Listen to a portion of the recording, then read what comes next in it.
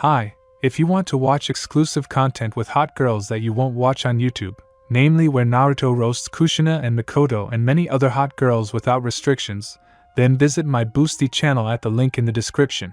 The white ceiling was the first thing he saw when he opened his eyes. Madara wanted to get up, but to his surprise, it turned out to be an impossible task. What's happening to me? Stop. Why don't my eyes hurt? And my voice isn't mine at all, it's somehow boyish. He carefully tried to touch his right eye. Why did he try? Well, suddenly it turned out that his palm had become smaller and thinner, at least 4 times thinner. So good, or rather bad. Because after a quick inspection, the body turned out not to be his. Your mother. Damn you, Hashirama. He was so close to completing his plan, and suddenly he finds himself in some godforsaken little room, in an unfamiliar body. Surely the Yamanakas did their best. What kind of backwater did they throw him out to if there isn't even a normal floor here? Why was he left alive? But first I need to find out where I actually am. Suddenly the door opened and revealed to the non-Sharingan eyes of the non-Madara woman. Or rather, a girl with short chestnut hair and huge brown eyes. Sukuen. The stranger hugged the one she called Sukuen, that is, Madara. And he, apparently, was still in a state of shock, because he did not push her away. I was so worried. Yamitsu does not answer the phone, and they did not let me in until the end of the operation. How are you feeling? Everything is okay? Does anything hurt? Woman, calm down. Your son needs rest. The doctor looked tiredly at the above-mentioned. Why yes, of course. She turned her gaze to Madara, and he flinched. Only Izuna looked at him with such trepidation and worry. As if any careless touch would make him fall apart. And, it would seem, it should hurt his pride, but, even his own mother never looked at him the way only loving parents can. Tears started to flow down his face, he couldn't control them. Unforgivable, Uchiha should control everything, especially himself. Strange, he couldn't control his body and emotions. Sukuen? Does something hurt after all? This time the woman, who, according to the doctor, was the mother of Madara's current body, did not babble and the words could be discerned. No, it doesn't hurt, can I see a mirror? Why? The woman looked at her son and, meeting his cold and determined gaze, agreed in surprise. Okay. Madara glanced into the hand mirror and barely restrained himself from crying out in shock. A small boy, a copy of his mother, looked at him intimidated in the reflection. He was probably 3 or 4 years old. But what struck him most was his thinness, sunken cheeks, and a whitish, almost invisible scar crossing his forehead. What happened to me? The question was asked more to herself, but the woman hastened to answer. I'm sorry, I wasn't watching you well, forgive me. I got distracted and you jumped out onto the road. A bike at high speed. You flew off and lost consciousness. Please forgive me. A week has passed. When they had just left the hospital, the no longer Uchiha froze in shock. Of course, he had already begun to guess that this was not his usual world, take at least the fact that he had not met a single shinobi, there was no sign of chakra, and the year was not the same, as if he was, in the future, but it was so peaceful here. It seemed like his dream had come true. No more wars and deaths, only peace and tranquility. At first, he couldn't get used to the loud sounds emitted by those strange things that his current mother called machines. He didn't meet a single person with a headband belonging to the village or even a clanmon. All this was very strange and, what the Bija must admit, frightening. Madara, or rather, Tsunayoshi, you need to get used to it, he thought. He didn't feel any sudden familial feelings for Nana, but he was just a little grateful to her. For the opportunity to feel like a child again. Nothing was expected of him, because he was not the heir of the clan, but just an ordinary boy. It was an interesting experience.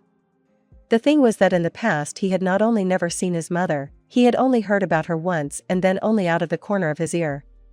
But that was it. He had never seen his father here. And he already disliked him in absentia, because such disdain for his child, a former shinobi, was incomprehensible. In a world where every day could be the last, family was valued. Well, never mind. He'll show him what Uchiha revenge is. Childhood lost and regained. In the shinobi world, especially in wartime, there was no childhood as such. There were only trainings, missions, reports, rest, trainings, and so on again. Of course, there were times of calm, but that's what calm is for. Everyone was tense to the limit, honing their skills and preparing for the next attack. And it was even more surprising to regain the lost childhood. He couldn't get used to Nana coming to check on him at night when she thought Madara was asleep. His whole body would become tense as a string, ready to defend himself to the bitter end. He slept poorly, which made his mood and appearance worse. However, he was a shinobi, which meant that he knew how to adapt to circumstances, no matter how shocking they were. And he knew how to do it well, otherwise he wouldn't have survived time after time in spite of his enemies. Sawada Nana, his current mother and wet nurse, was an incredible woman, in the opinion of Mata Tsunayoshi. And it was not about her appearance, but about her unimaginable tenderness for her child, which shone through in every gesture of the woman. She was very attentive to him and his rare requests. And she was very happy when he asked her for local literature. Uchiha decided to first scout out the situation, learn the history of the current world. All this would certainly come in handy. It was also vital to learn the language. Fortunately, he ended up in Japan, which was already a big plus. True, the words were a little unusual, apparently his previous speech was outdated at this point.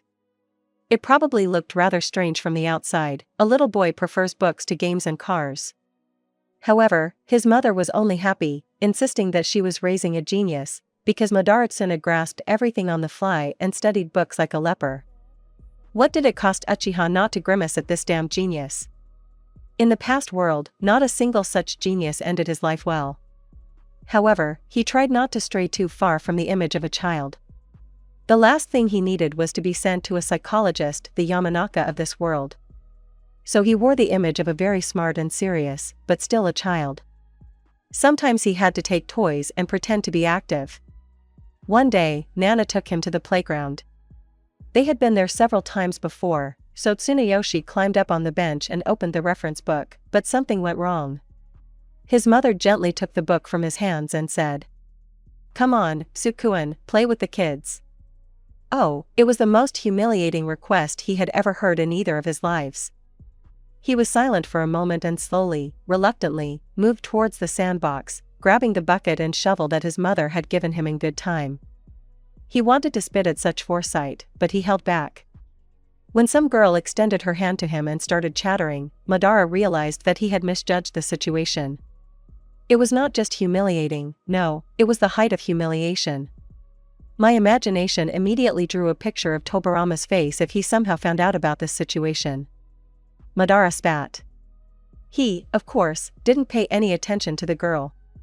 When she sniffled resentfully and wanted to yell at him, Uchiha demonstrated one of his signature "what are you buzzing about" looks. Of course, he had to turn in a certain way so that only the cause of his irritation could see this action. Needless to say, it wasn't difficult for a shinobi. And yes, she silently cried. But who cares? Tsunayoshi is 4 and he has started to visit the playground more often, performing a set of exercises for genin under the guise of exercise. He is categorically not satisfied with his current physical form. The advantages are flexibility, inherent in children. The disadvantages are disgusting motor skills and coordination. He often stumbles and has to urgently group himself so as not to get painful bruises and abrasions.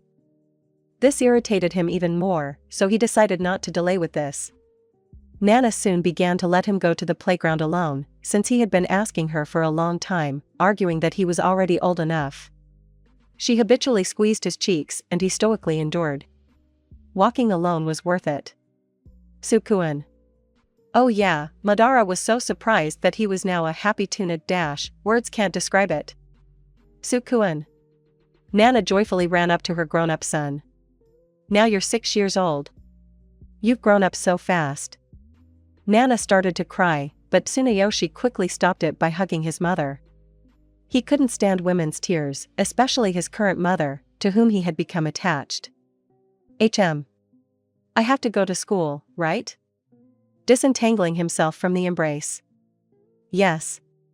Yes, we're going to elementary school tomorrow. I'll make you a bento with your favorite tomatoes.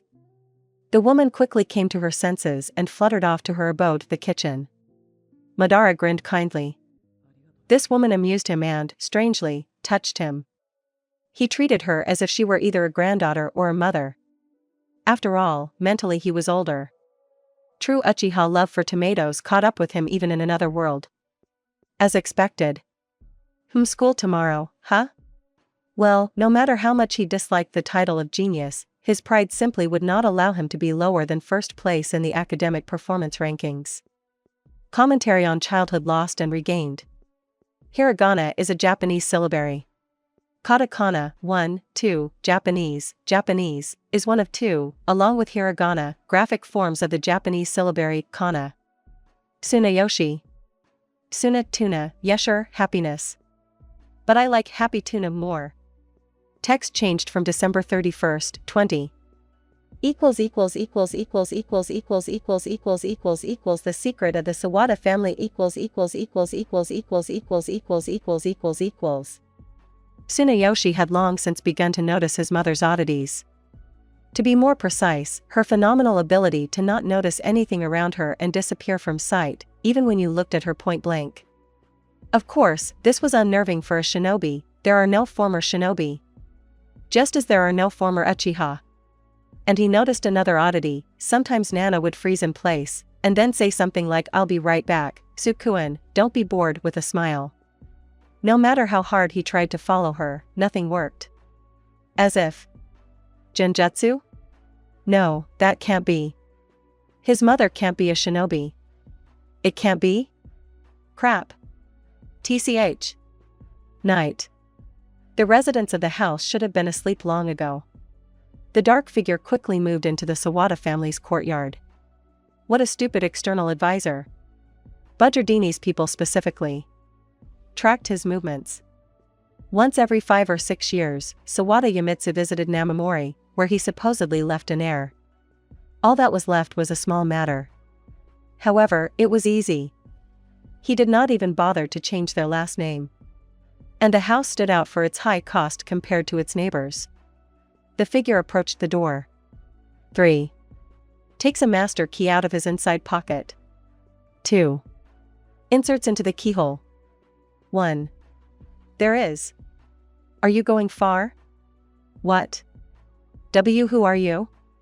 I'm not afraid of you. Come out. The man in the hood frantically looked around. There was no one nearby. Did it seem that way? A dull thud. The man's unconscious body falls to the ground. Sawada Nana, and it was she, was about to move the man's body to the backyard, and from there to the basement, when a boy's voice was heard from behind. I knew it. I knew it. The woman's heart skipped a beat. Anything but that. If Tsukuen turns away from me, I won't survive it. Stop. What did he say? Tsukuen? I can explain everything. It's not worth it. The boy approached his mother. Will you teach me? And such a mischievous smile. You aren't afraid? My heart felt relieved. Nana's only fear was losing her beloved son. I've long suspected something was wrong, and what was that glow? He tilted his head to the side in a bird-like manner and squinted. So you saw. Nana quickly pulled herself together. Apparently, the time has come. I was waiting for the moment when your hearth would grow to the right size and you would be able to see the fire of the dying will. Frankly, I would prefer that you did not have a flame and this damned Vongala blood. All the time that the woman was talking, they were rapidly approaching the backyard. Nana calmly threw the body of the hapless burglar into some depression next to the flower beds. Suna watched the body fall with curiosity, but did not hear the dull thud of the body hitting the ground. Is there something laid out there? Tsukuen, are you sure you're okay? Why aren't you scared, crying, or demanding an immediate explanation? Nana looked at her son point blank. She was worried about his mental health. I just know that if you hadn't stopped him, we might not be here talking right now. but being held hostage or otherwise killed. Tsunayoshi stared at his mother unblinkingly. You talk about it so calmly, Nana continued quietly. Just like me when I was a child. A natural-born killer. So who was it and why did he try to break into our house? I doubt it was for money. And what was that glow? He deliberately ignored his mother's last remark. Of course, he already guessed that this was some kind of peculiar chakra of a strange color or Kekkei Genkai. Let's go inside. The woman tiredly ruffled her son's hair, which already ignored all laws of gravity. Just like Madara's spiky hair in the past. So that glow is a flame. What's it called? The dying will. The woman began to regret that she had decided to explain everything to her son at nightfall. She gave birth to a genius on her own head. But despite everything, she loved him more than anything in the world. Even such a skeptical person. Yes. And my flame is the sky? That's right. The sky unites all attributes. You will become the center of the universe for your guardians. They will protect you from. From whom? Madara Tsuna's gaze was fixed on the figure of the woman in front of him. It seemed that a little more and he would awaken the Sharingan again. From the Mafia. Nana sighed. You can't hide anything from this boy. Who are these? A clan? More like a family. An armed family that is hostile to others. Peacetime? 3 times ha. Really, when was everything peaceful and conflict-free for Madara? Can I ask you more about the flame? Madara Tsuna leaned back tiredly in his chair. His mother mirrored his movement. By the way, they were in the kitchen. There are 7 types of flame. The first one, which you already know, is sky. It is orange in color. It combines attributes. Usually, people with sky flames become mafia bosses. There are different types of this flame, the flame of rage, like the second boss of Vangala, and a calmer one, I call it balanced. I don't know about other types of sky flames. It depends on the owner. Clear and understandable. The second is the flame of the sun. The color is yellow. It has healing properties. Usually, the owners of such a flame are healers. However, there are exceptions. Third, thunderstorm. Green flame, strengthening properties. It is the thunderstorm that takes the first and main blow. Fourth, hurricane. Red color. Destruction. The most harmful flame, for enemies, of course. Fifth, rain. Blue flame has a calming property, in battle it can slow down the enemy. How much depends on the source of the flame of the owner and the enemy. Sixth, fog. My flame has a blue tint. Illusions and deceptions. However, this flame is one of the most dangerous, first of all, for the owner himself. It can drive one crazy if poorly controlled. Yeah. Sharingan at minimum. Seventh, cloud. Varies from violet to lilac. The ability to increase.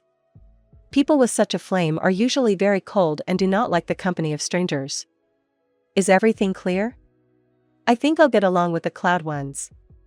They sound like Uchiha. I see. So why did he want to break into the house? The kitchen was silent for a moment. The thing is, your father holds a high position in the mafia. And he doesn't know that I'm also a member of the shadow side, so please don't tell him. Nana looked into her son's eyes with hope. Okay. But tell me, how are you involved in all this? Tsunayoshi looked at her demandingly. Amber sparks flared in his eyes.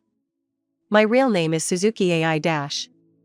I belong to a Japanese mafia family that sells weapons. But in the mafia, you can't get far with just fistfights and weapons, so we also sell furniture and have several snack bars and restaurants. We have a fairly extensive network of informants among citizens and others. I've been in the mafia since birth. She smiled bitterly. I married Yamitsu out of love. I was stupid, but I'm even glad of my mistake, because now I have you. Sad joy. A strange combination. As I already said, I never wanted the same fate for you. I even tried to hide your flame from the current boss of the Vangala, Timoteo. However, his intuition is hard to fool. Old schemer. And Yumitsu is only glad of your candidacy." The woman's eyes burned with righteous anger. Madara is hard to fool, especially with his current intuition. He felt she wasn't lying. "I see, thank you." Tsunayoshi hesitantly hugged her and finally decided to say it out loud. "Mom." Nana hugged her son tighter. Since the accident, Sukuin had never called her his mother. "I understand that sooner or later the mafia will reach out its nasty little hands to you, so I will do everything so that you can resist them in due time." Dawn began. Commentary on the secret of the Sawada family.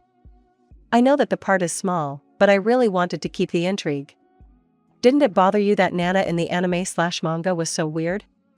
Didn't notice the explosions in the house, was calm and somewhat phlegmatic about the baby tutor, and believed in that nonsense about Imitsu's mining job?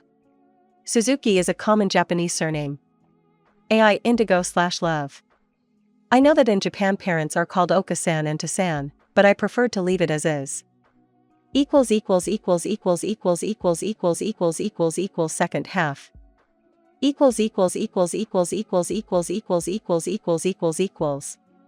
Needless to say, he never went to school that day.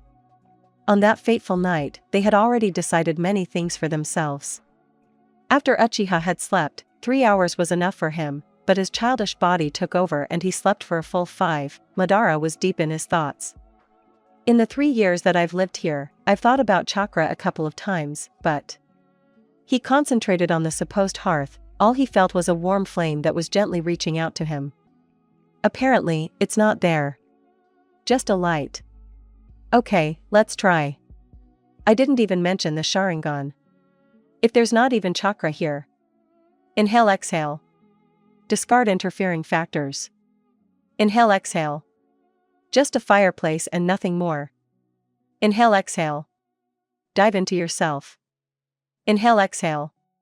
See. Tsunayoshi listened to himself, nothing, dull, like after the invasion of the Biju.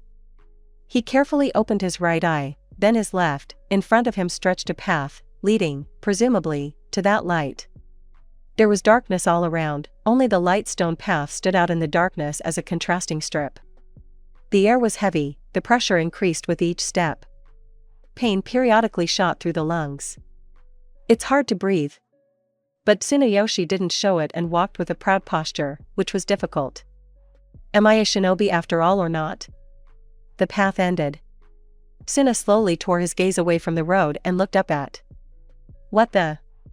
A huge, simply gigantic, lion. Red, Hashirama's mother, lion. For comparison, Tsunayoshi, a 6-year-old child, was slightly smaller than the claw of this creature. The lion's skin was a light red shade, his mane literally blazed with red fire. Predatory amber eyes stared at the newcomer.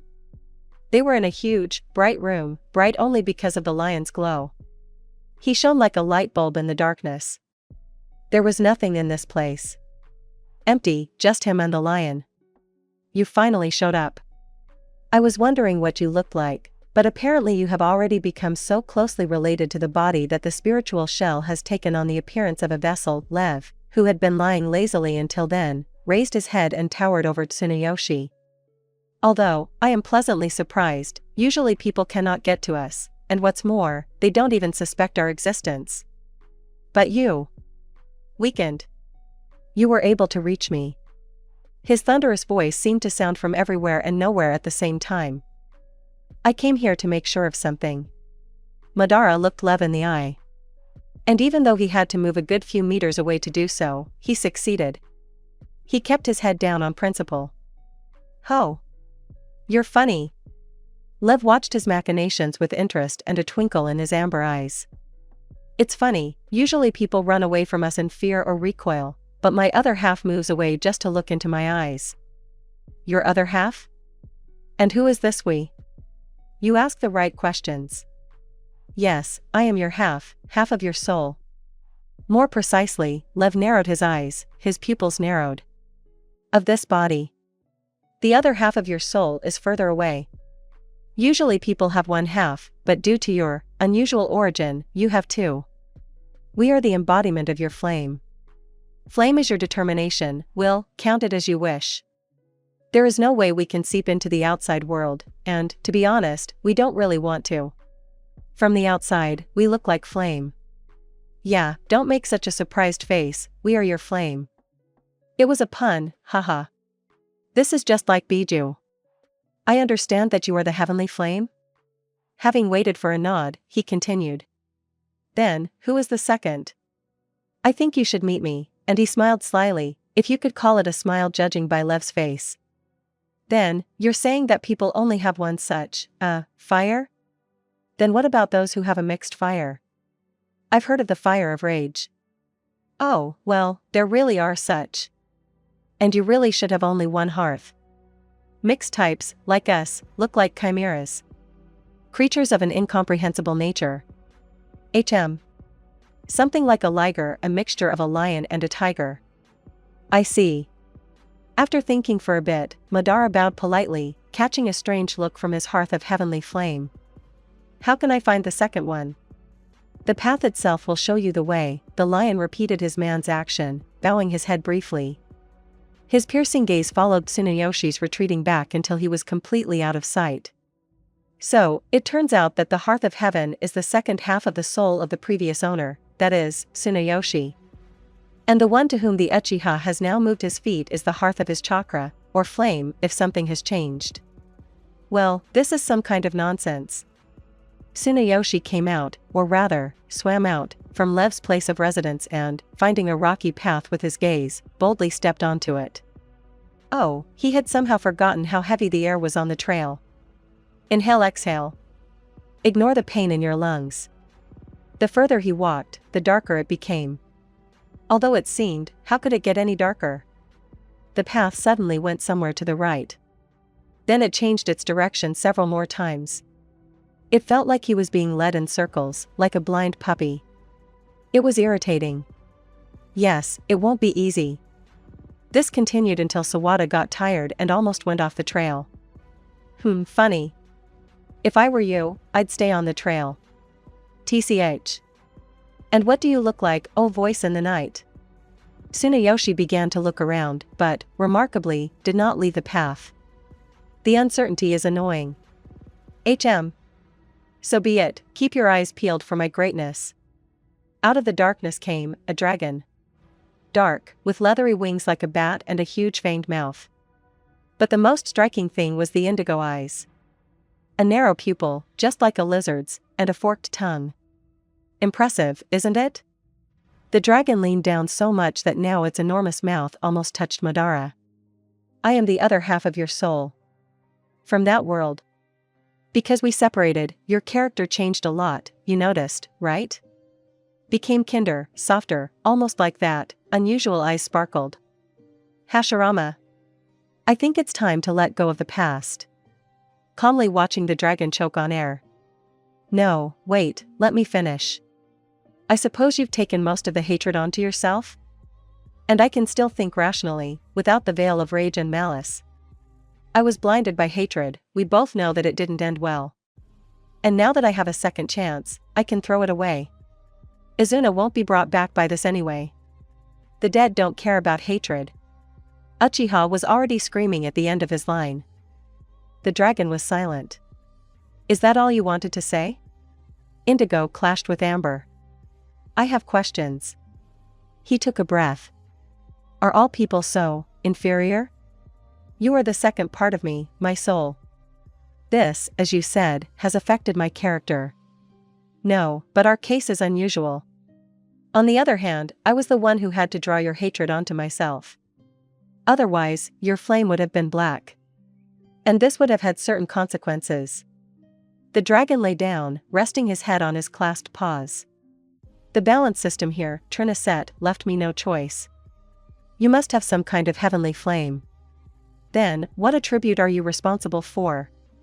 Madara thought. So complicated, and that's probably not all. Cloud. Commentary on the second half. What did you think about? Bad workout? Or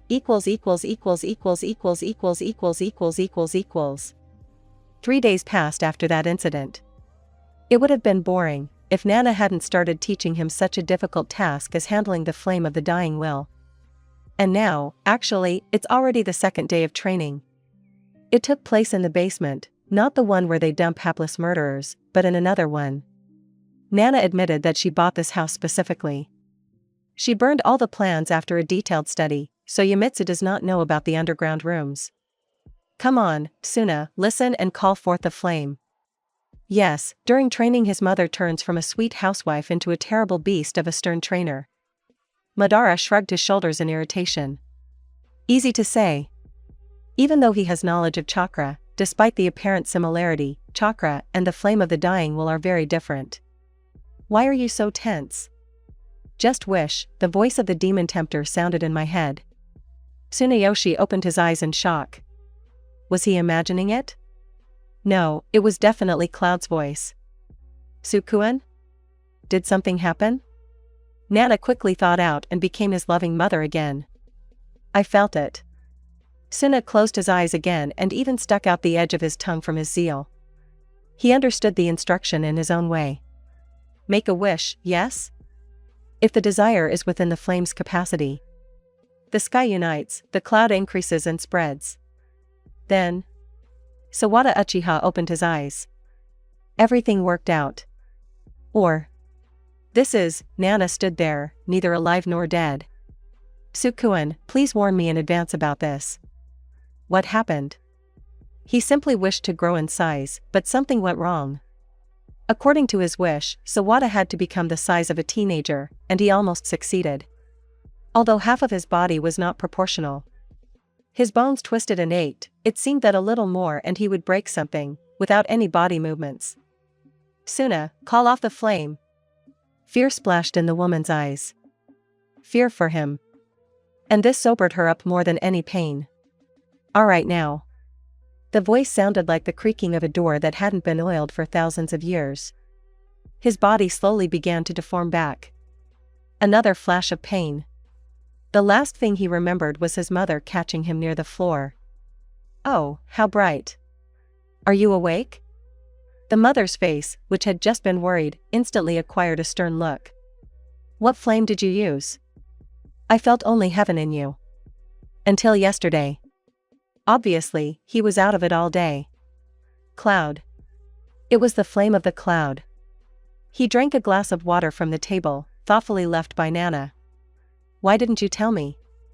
It's not stable. The color of your flame was dark purple, almost black. It was the first time I encountered something like that. Nana approached her son. I'm worried, you know? Don't use it, at least until you can control the sky. Okay? Okay. Madara realized his mistake. For the first time in many years, he felt ashamed, but not for his actions, but for making his mother nervous.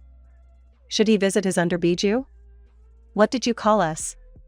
A shiver ran down my spine. What? How can you communicate with me? Don't say it out loud, you can do it in your head. They'll take you for a mental patient and you'll meet the local Yamanaka. Cloud is right. You made contact yourself that time. Once we meet, we can see and hear with your eyes and ears. And also communicate with you. Well, that's right, Biju. I'm tired of you calling us that. Give us a name already. My eyes widened involuntarily. And you don't have it? The silence was so eloquent that Suna felt like he was actually mentally ill for a second. For a second. Choose your name carefully, child. Much depends on it. For example, if you call me, the peace-loving one, by a name that means cruel, bloodthirsty, then I will have an imbalance and your flame will be unstable. Madara thought carefully about the name. It turned out that the language does not matter, the most important thing is the meaning. I have decided. Sky Changming always bright, I will shorten it to mean bright, clear. Cloud Longwei, the greatness of the dragon. They didn't answer, but Madara felt that something was starting to change. This time it was easier to get into the subconscious, with almost no effort. The familiar rocky path seemed to have changed as well, it accepted him as if he were its own, and seemed to have become a shade lighter, almost snow-white. Tsunayoshi no longer felt pain in his lungs, it was easy, unusually easy to breathe and move. Well, let's see how things are with my roommates. First of all, he checked on Ming. His room was unrecognizable. Before, when he came for the first time, it was empty. Now the space was still half empty, but already a little lived in and even cozy. Grass began to grow here and there, but most importantly, there was no ceiling, there was sky. Clear, cloudless sky. It seemed that Madara felt a breath of wind. Changming also underwent changes, but not in appearance. Let began to look extremely pleased. I am amazed at how everything has changed. This is just the beginning, further on the borders will disappear and everything here will be overgrown with grass. Min grinned happily. You chose a surprisingly good name. Usually the bearer should need time to understand us well. However, it seems you didn't bother with the cloud. I wasn't sure that I could pick a good name for him and decided not to take any risks. It was the right decision. You weren't wrong about greatness, of course. It's good that he didn't choose pride, he already has more than enough of it.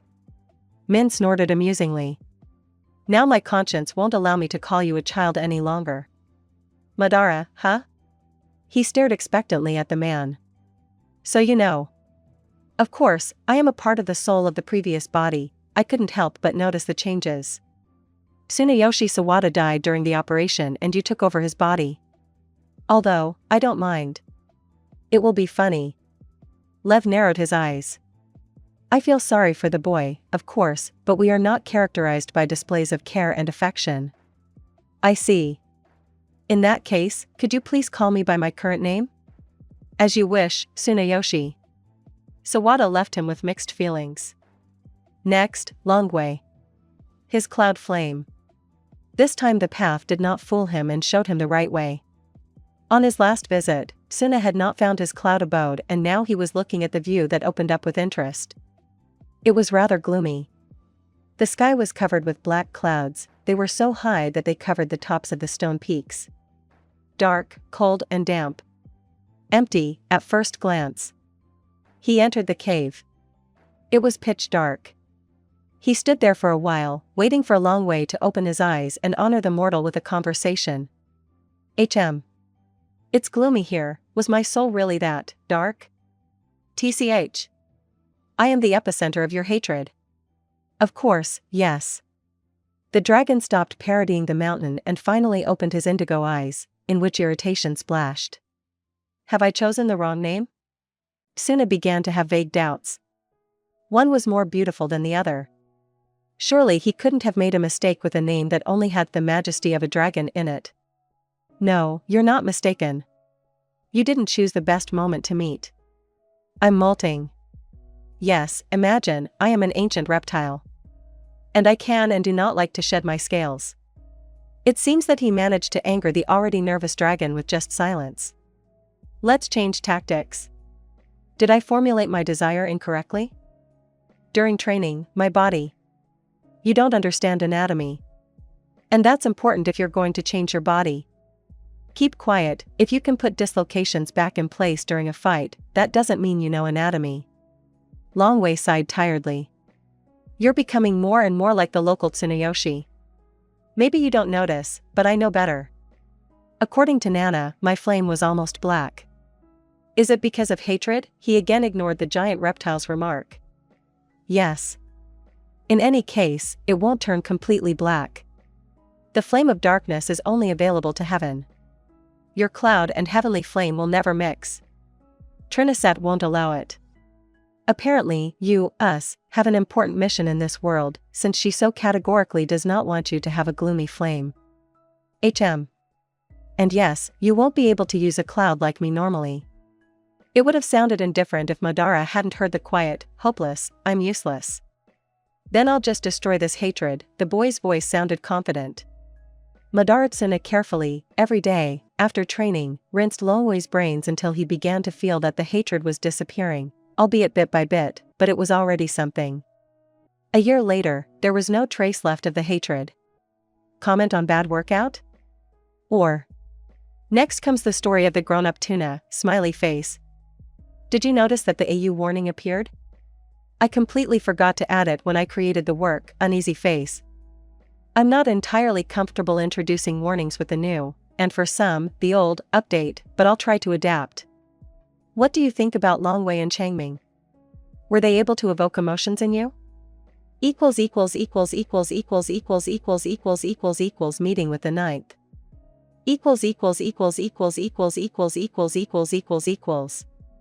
Tsunayoshi had recently turned 11. The pure, unclouded flame of the cloud had slightly adjusted Madara's character. His habits from his previous life had begun to return. His character had become harder and colder. However, both of his flames were equal. Nana had once said that this was quite unusual, since in many cases, one flame had taken the lead over the other. Training with his mother was not in vain. Although she was a mist, the basis of all types of flames is the same.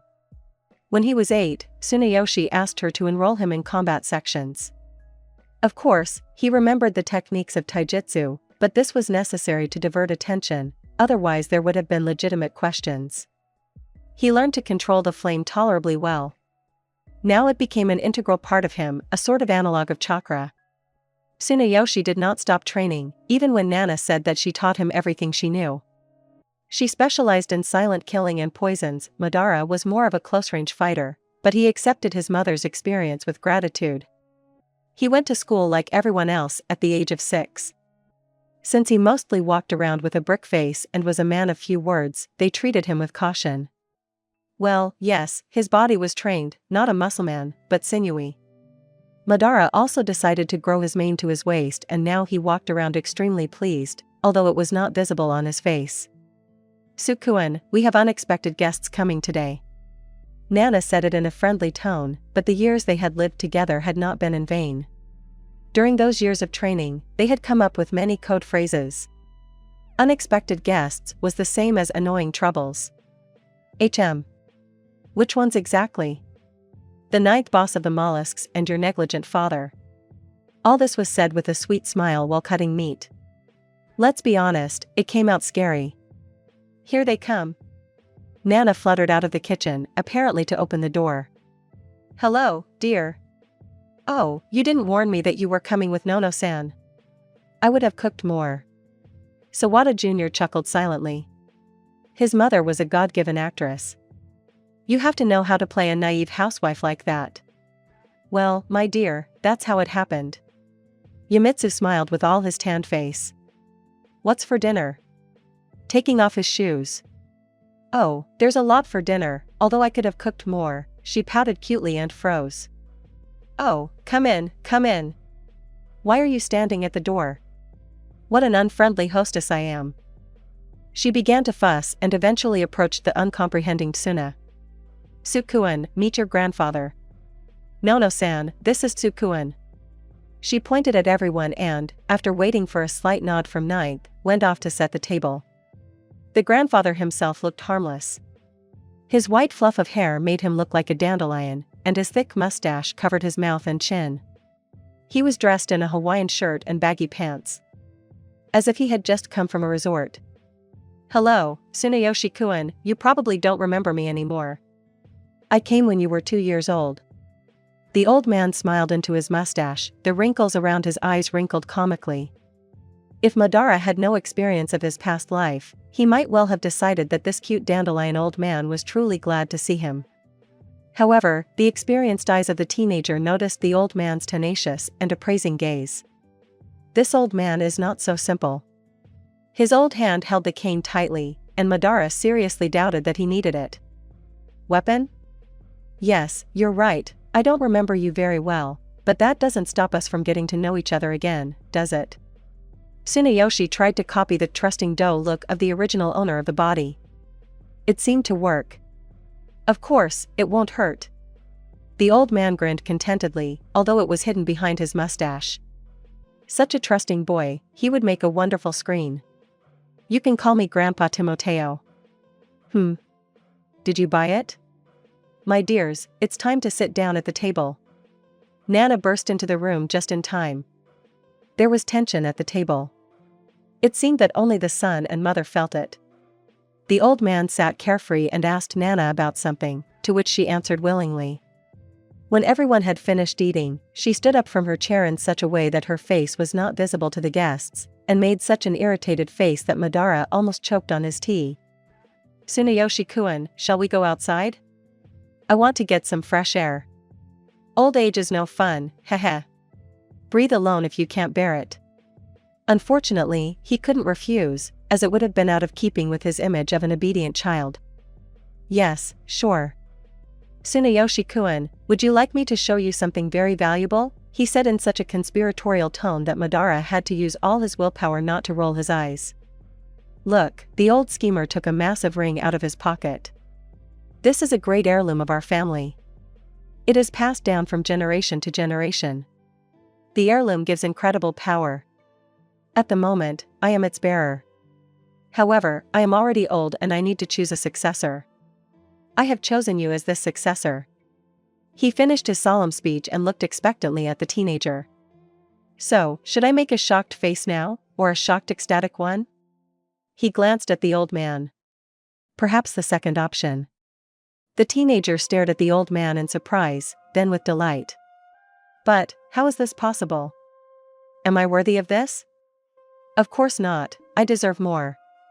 "Of course, but it won't be easy for you. The thing is, there are other contenders. You don't want to share power, do you? Is he really daring me?" "So what?" Nono held the ring closer to the teenager's face. "Tsuna. Go to daddy." Yamitsu ruined the moment by hugging Tsunayoshi and starting to babble something about how much he missed him. "Wow, when I was your age I was shorter than you. You're already up to my shoulders, you're growing. Let's go to your room. I want to know about your successes," and turned around, as if not noticing the old man's thoughtful look. The old man's fingers clenched. It seemed Nono imagined how he was squeezing the outer advisor's neck. "Yamitsu. I'll get you, you'll see. If you haven't become a puppet, your son will be." "Tsuna, be careful." As soon as he entered his son's room, he immediately transformed from a smiling fool into a serious father. "Okay." Madara had no idea what was going on. He thought Yamitsu was in cahoots with the ninth. "Staging? I regret that I visit you and Nana so rarely. Forgive me. I have a difficult job, huh?" The man began to look older than his years. His shoulders slumped. His face darkened. He is not lying. Intuition worked even in inactive mode. And Madara felt how fragments of rare but happy memories with his father emerged from Tsunayoshi's past memory. With a full-fledged family. Okay, so be it. I'll give him a chance. Commentary on meeting the ninth. Write what you think, guys. == Tutor Killer Reborn. The First Shock. == On the day that Yamitsu was interrupted by Timoteo, his father told an interesting story. Flashback. "So that's how it is, you know about the mafia. Where from?" His gaze became sterner. "I have my own sources." The son remained impenetrable. His gaze was impossible to read. Yamitsu was only amazed. A born mafioso, a bitter thought flashed through the outer advisor's mind. "I was originally supposed to be Timoteo's successor, but..." Father winced as if he had bitten into a whole lemon. "I didn't live up to his expectations. He probably wanted to make me an obedient puppet. As you can see, it didn't work out. He could have gotten rid of me, but I have a strong flame of heaven, so he made me an outer advisor. Even so, he carefully monitors my every action. And now he decided to make me his puppet? What an honor!" Sarcasm oozed from the teenager's lips. "Why are you telling me this?" Suna looked harshly at his father, who shuddered. "What happened to you, son? I want to at least save what is dear to me, you and Nana. Please, don't tell her about my activities." He squeezed his fingers convulsively. Under the intent gaze of the teenager, his son, he felt uneasy. External advisor. This isn't even funny. However. Enough. You could speak even louder. Nana floated out from behind the door. Yamitsu looked at her in amazement. His eyes darted nervously. "Darling, I'll explain everything now. You see, he was not destined to finish. Suzuki AI. What? My real name is Suzuki AI. If we leave out the debriefing and the rare sight of flying chairs, then, in principle, everything went peacefully. The only traces of the peace talks are a colorful black eye for Yamitsu and a battered Nana. If it weren't for me and my mist flame, the old senile would have easily heard you. Nana used her flame expertly. Even if Ninth sensed something, he wouldn't be able to find the source. So what now? It was pitiful to look at Yamitsu. Yes, in one day there were 2 template breaks at once. Well, what do you mean, dear? To get out of this shit, of course. Nana straightened her apron with flowers in a businesslike manner. Yamitsu also told about the ring conflict and that a tutor would soon come who would make Tsuna a mafia boss. The guardians had already been chosen. Do I want to be a mafia boss? Definitely not. Why? In his past life, having been the head of the Uchiha, he had more than enough. Nothing but squabbles among ourselves, red tape and hundreds of wasted nerves. Oh yeah, half of the subordinates are naive morons. Do I need this? No. Let the old schemer look for another fool. Tsunayoshi is 14. Morning. Tsuna lies and stares blankly at the ceiling. Today is the day the tutor is supposed to come. I wonder what excuse he'll come under. I'm the best in the whole school. Sawada wasn't exaggerating. His pride wouldn't let him be lower than first place in the academic performance rankings. The joy of the teachers and the principal, the horror of all Namamori number 2. Oh yeah, that was a funny situation. Flashback. Herbivore. The gray-eyed brunette walked straight towards Madara. Kamikoros. Brunette, not much taller than Tsuna. Slanting gray eyes that looked at everyone with equal coldness. Clearly trained, top body. Male school uniform and a notable Gakurin with a red headband. GDK, Hibari Kyuya, the terror of all Namamori number 1.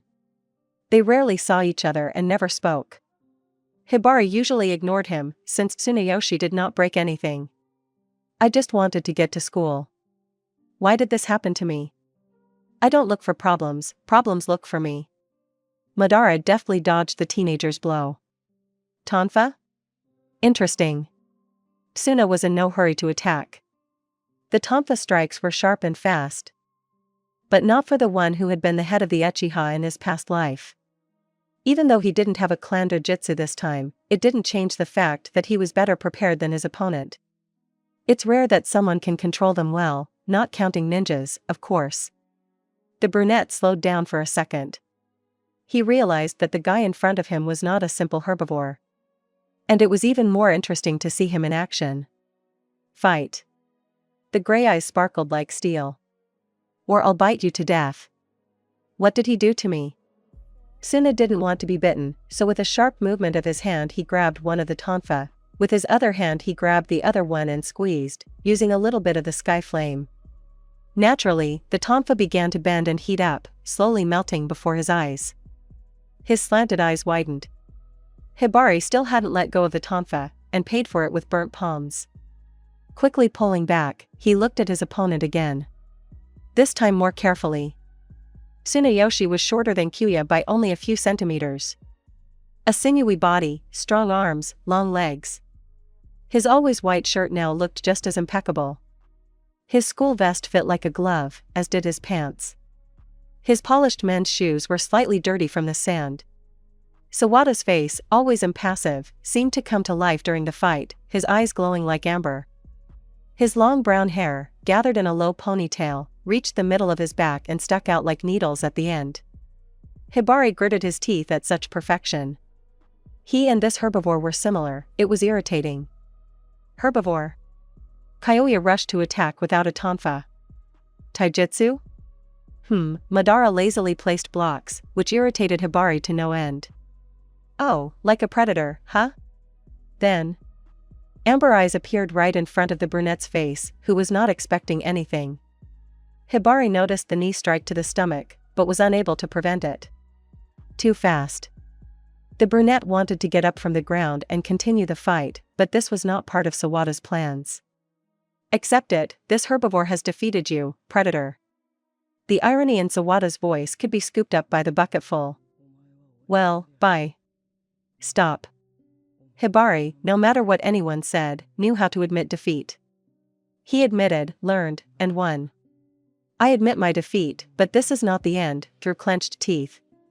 Madara stopped, interested. He felt something strange about this guy. It was something that was pulling him towards Hibari. More precisely, his flame. In the future, I will challenge you. And just try to lose to someone else before that moment, I will bite you to death. He flashed his steel eyes and rose from the ground. Fanged. Did I get promoted? Uchiha's eyebrows went up. Was this how they recognized him in such a peculiar way? The same applies to you. It's not like he was so proud of himself after winning. It would have been a shame to lose to a schoolboy, even a strong one. Hibari would have been a good chunin. In the future, quite possibly a Tokubetsu Jonin. After that incident, Madara was shunned even more. They are funny, these schoolchildren. Suna got out of bed and started his morning routine. It wasn't that easy to take care of such a mane. After the morning makeover, he went to the kitchen, the abode of his mother. And somehow it turned out that the kitchen and his room became the places for negotiations. Sukuen, good morning. Come and eat. Your bento is on the table. Nana was as warm and kind as always. After she made peace with Yamitsu, she began to look even younger than before. Yamitsu said that the Archibaldino of the Sun was chosen as a tutor. Who is this? Madara was still a little lost in these incomprehensible titles and preferred to mentally select their ranks. It was more familiar that way. For example, Nana would have made a good jonin with a good level of genjutsu. The Archibaldino are the strongest elementals. She sat down at the table and began to tell her story slowly. The Archibaldino of the Sun is the strongest of them. He's that exception, right? Usually people with the flame of the sun become doctors. Yes. It is quite possible that all Archibaldino are that exception. I don't know for sure, there is very little information about them. Almost none. She leaned back in her chair tiredly. I see. Madara thought for a moment. What should we do? Hide our flame or not? He trusted her as the more experienced one in this matter. I was thinking about that too. It might be better if you gradually unfold your flame. Keep it dormant. I know what amazing control you have. Nana smiled tenderly. She really wished she could have intervened. He's getting closer. Yes, Madara felt it too. The monstrous power of the flame. Even the most terrible sensor could detect it without any problems. It seems like he's not going to hide. Suna chuckled. Yeah, either the Archibaldino is showing off, or someone can't contain their flames. Reborn didn't want to train 10th at first. Such a hassle. If he whines like Dino, training alone won't get him anywhere. Although, judging by the information, Sawada Tsunayoshi is not the type to whine. But this did not ease Reborn's annoyance at all. Damn Timoteo. The strongest Archibaldino could not believe that they were once friends. Much water had flowed under the bridge and Nono had changed, not to say for the better. To blackmail him, Reborn, what impudence. Flashback. There were two people in the expensively furnished office. Nono Vongala sat on a leather chair and watched the emotions of the best killer. And there was something to see. Furiously pursed lips and a pistol in the child's palms. The eyes, previously hidden behind the fedora, stared at the old man with hatred and anger. A squeaky voice delivered its verdict. You're out of your mind, Timoteo. Did I hear wrong? Reborn is madly intent on killing one specific person. Hint, this suicide bomber is sitting in front of him and looking at him like he's a funny little animal. Oh well, the killer will pay him back. In full. No, you heard right, Reborn. I want you to raise a worthy screen. At best, so that he survives the encounter with Xanxus. You're crazy. Reborn could be a killer 3 times over, but he still had some sense of honor. Raise a weak-willed 14-year-old schoolboy, who still has milk on his lips, to be a puppet for an old man who's gone mad with power. No way. You will do it. The old man stood up from his chair and hit the table. The dirty flame of the sky that filled the office made the adult in the body of a baby wince. It used to be clean. Before. Otherwise, your flame will devour you. You remember that you gave me an oath on the flame, right? Nono liked to look at the helplessness of his former friend. To feel power over the strongest, over someone who surpasses you in all respects. And that's why this feeling of power intoxicates no worse than the choicest alcohol. How low have you fallen? Reborn turned sharply and left the office, loudly slamming the door behind him. Right now. At the same time as Nana's remark, there was a knock on the door. Suna? Sawada nodded at his mother's question and went to open the door. Hello. I am the killer tutor Reborn. And I will make you a lead. Reborn fell silent, shocked. His sun flame seemed to break loose and reach for the boy's clear sky. A moment and an unbreakable bond was formed. Somewhere on the periphery of their consciousness, Reborn and Tsunayoshi, who were in a state of euphoria, heard Nana's shocked whisper. The true keeper of the sun. Commentary on Tutor Killer Reborn. The first shock. Decided to change Tuna's height. This was also the case in Chapter 9. 9-1? How? I fell asleep, woke up, and here are these numbers /. I'm pleasantly shocked, so I'm doing everything right. I'll try to keep my work in good shape. Special thanks to my beta. Love you. Weekdays of the air. The sun is on the horizon.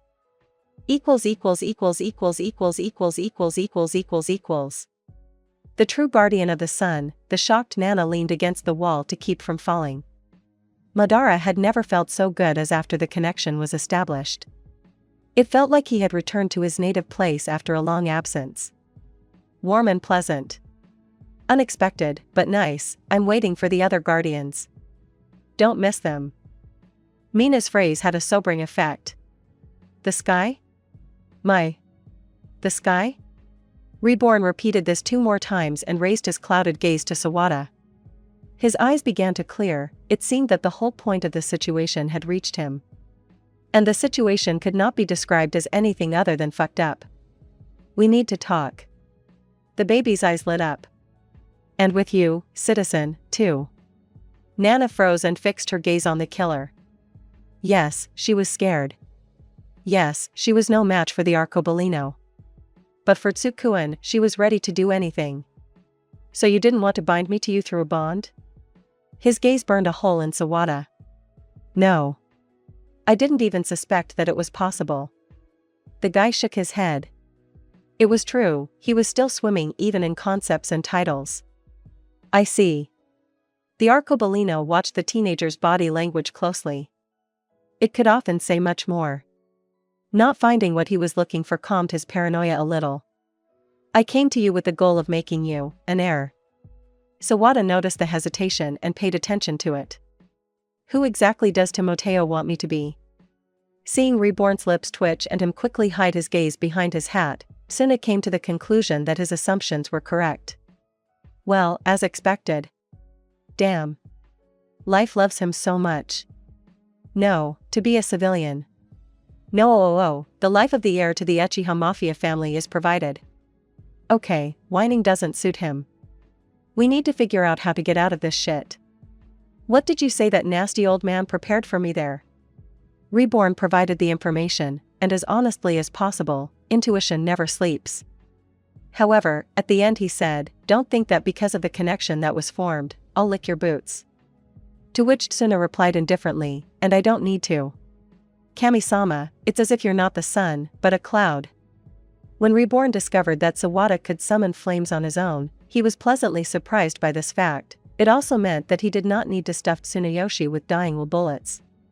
The training began, but not the ones Nono suggested, but real ones. Reborn did not spare the teenager, although they were happy about this.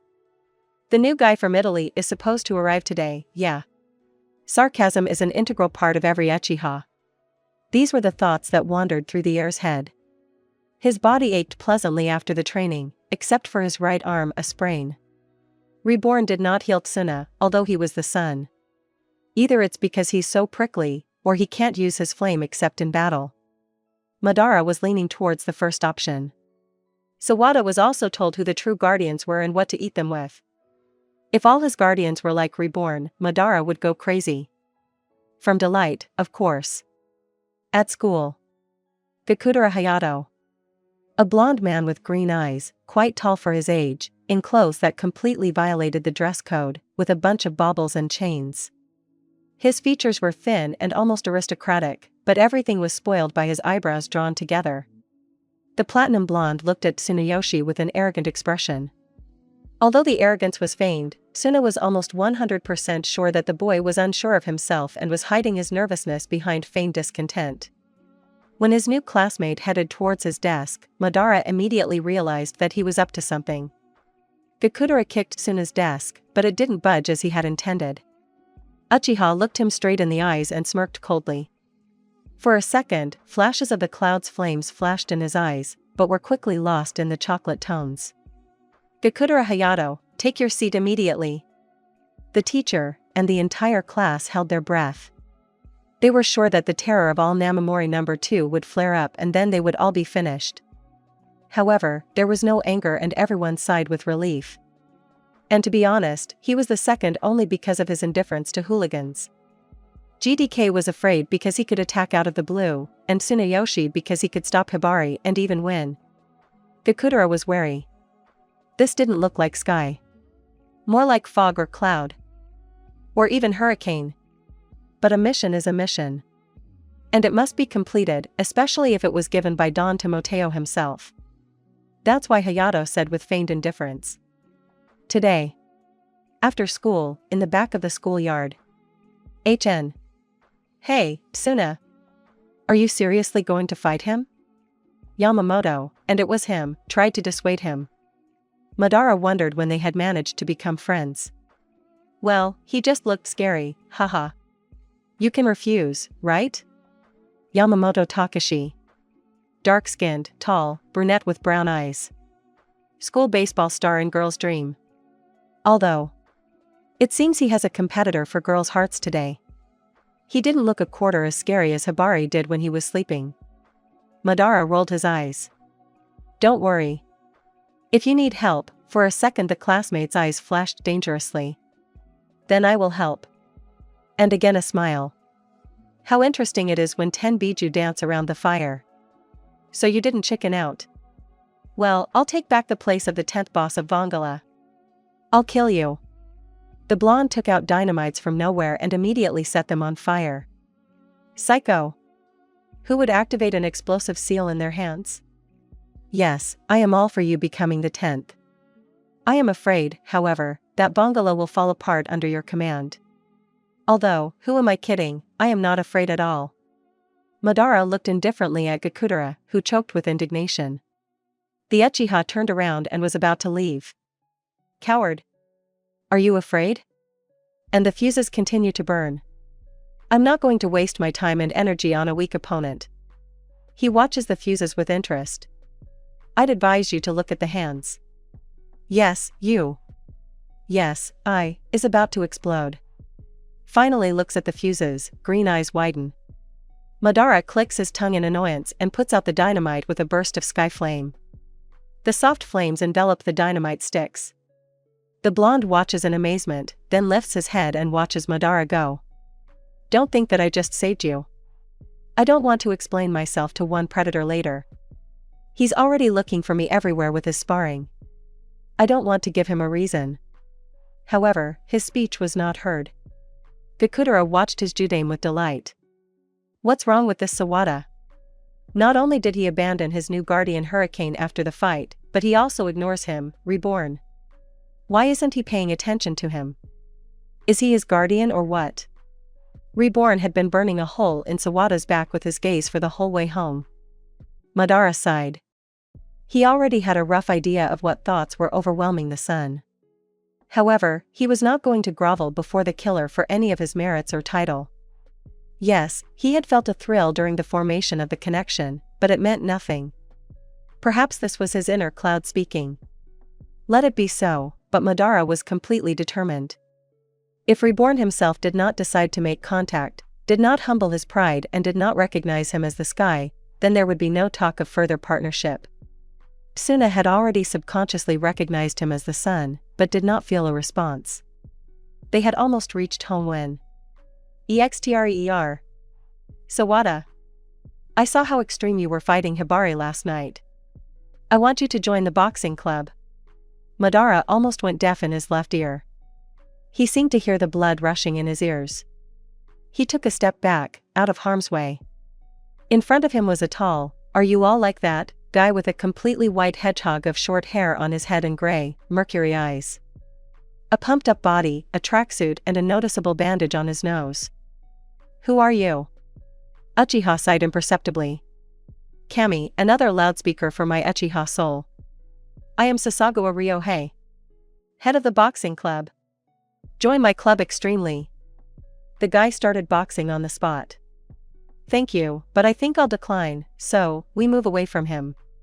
He's similar to that Uzumaki in some way. Uchiha doesn't look like himself anyway, he's become softer, and here this unrecognized Uzumaki is hanging around.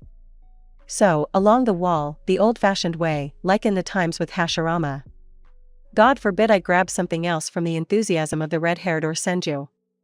Then fight me extremely." And without warning he attacked with his fists. Uchiha managed to dodge. Strike. Madara makes a sweep, Sasagawa almost gets caught. He doesn't use dirty tricks, apparently they are forbidden in sports. But he is on the street, he doesn't want to change clean boxing? Funny. Well, Uchiha wasn't above dirty tricks. In shinobi life, the concept of dirty tricks almost didn't exist. If you want to live, you have to be able to spin. There were only two unspoken codes: introduce yourself to your opponent, it's a tribute of honor, and never attack from behind. True, not everyone followed them. Madara was among those for whom a matter of honor is not an empty phrase. So he did a somersault without a twinge of conscience, raising a column of dust that temporarily deprived Sasagawa of his sight. A blow to the carotid artery and we carry the patient into the shade. A home sweet home. Reborn had never experienced such a feeling as jealousy before. But on this day, he experienced this feeling in full. Gakudera didn't cause anything but dull irritation, but when a relatively strong guardian of the sun appeared on the horizon, that's when Reborn felt it in full measure. Jealousy. What if they hadn't made the connection then? That obnoxious teenager, his Sky, would have formed a guardian Sky bond with that white-haired one? Unacceptable. If everything goes according to Timoteo's plan, Sasagawa will become the guardian of the sun. There is no question about that. Children are easier to manipulate. Although, it is unlikely that he will miss the chance to get Arcobaleno into his greedy little hands. But Timoteo will do it in a different way. Does Reborn want his Sky to be used? For Tsuna to be a puppet in the hands of an old man? Never. Never. He has already decided everything for himself. Tsuna, we need to talk, the guardian of the sun said as soon as they had finished dinner. Sawada looked at him with understanding. Finally, it reached his Sunday. Not 100 years had passed. They entered Tsuna's room. To the Arcobaleno's surprise, the teenager's room was tidy, with a minimal amount of things and objects in it. Only the bare necessities. A desk, a bookcase with a bunch of books, a futon. Yes, there was no modern bed, only a futon. I acknowledge you as my heaven. However, do not think that. I won't. Reborn looked straight into the teenager's eyes and was struck by his confidence. The question is off topic. I thought you already had Sky. Tsuna sat down on the futon. You are an Arcobaleno. You said that as if it explains everything. Reborn chuckled and sat down next to him. Yes, the Arcobaleno have a Sky. However, it is not the true one. It so happens that the Sky of the seven strongest does not last long. Their flames grow larger over the years and eventually burn the host. You can call it a disease. We would go crazy if our true Sky died over and over again and we could not do anything. I see. Honestly, I've long accepted you as my Sunday. Madara leaned back on the futon. Reborn stared at him in surprise. I see. I may surprise you, but I think I know who your true cloud is. Reborn smirked. Commentary on the air's weekdays. The sun on the horizon. Thank you for your kind words. It's incredibly motivating. After all, your comments and opinions are my fuel. P.S. Gakudera is not a true guardian of Hurricane. The connection is not established because Min is not interested in non-true guardians, because he has already got a taste for it. Non-true guardians will not be able to give the same as Reborn does. Cloud. Friends.